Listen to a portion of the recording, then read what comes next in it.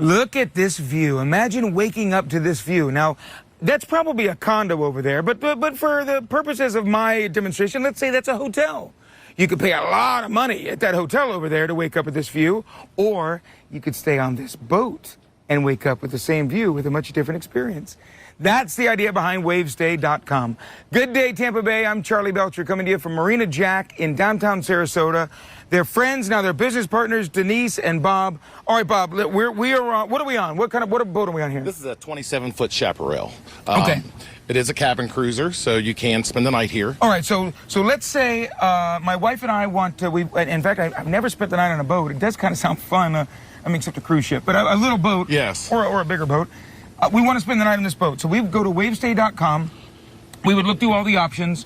We would find this one and we would click to reserve it. Correct. Then what happens? Then what happens, the host will email you right back, letting you know if it's available. Okay. And once it's available, you're in. So you'll come that day. They'll tell you by giving you instructions on what day to come, okay, what time to be there, and everything, and you can come and enjoy the boat. And we could spend the night. You got a little cabin in there. Yes, you can go down there and spend the night. You can have a little dinner, some drinks. And give me an idea, what would a boat this size cost me, probably? Something like this would probably run you $50 to $75 a night.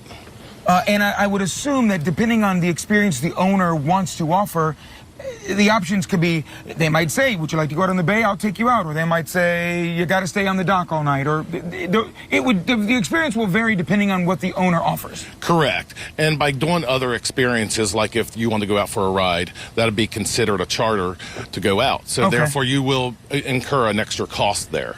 Depending on the size of the boat is going to depend on how much that charter is. That's fascinating. So, Denise, on the other hand, then, let's say my wife and I own this boat. Yes. Wonder where I'm working in that fantasy world.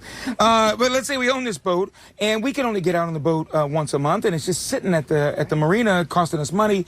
How would I then make it available for Wavestay? Well, that's one of the beautiful things we're doing right now is we're loading boats and docks and charters. We invite people to come onto our site. For this particular boat, all they would have to do is take pictures of the boat, list all the options via our checklist that's on our site, and the host gets to choose who stays, how long they stay, all the rules and restrictions and everything that they have about their individual vessel, and they're good to go, and they'll start making money. We also handle all of the transfers. It's free to list with us.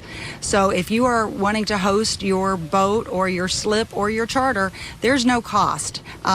You just go on there, put it on there. We bring you the customers, and that's how it works. And this is, would you guys say this is probably about the smallest boat?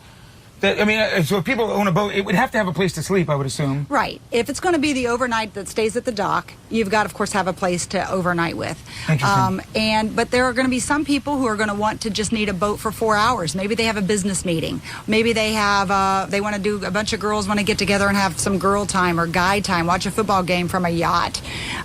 So you can rent it for 4 hours, 6 hours. Whatever the owner, whatever the owner wants to do. It's an interesting business model, and if you're thinking, well, gosh, I wouldn't want strangers on my boat. I mean, can you imagine a few years ago, would you give somebody a ride across town?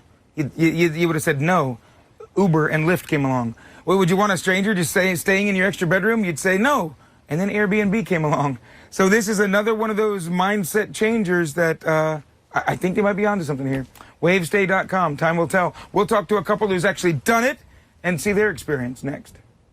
Sounds like a great idea. Yeah, right? Yeah. Okay. Right? Yeah. Hey, Charlie.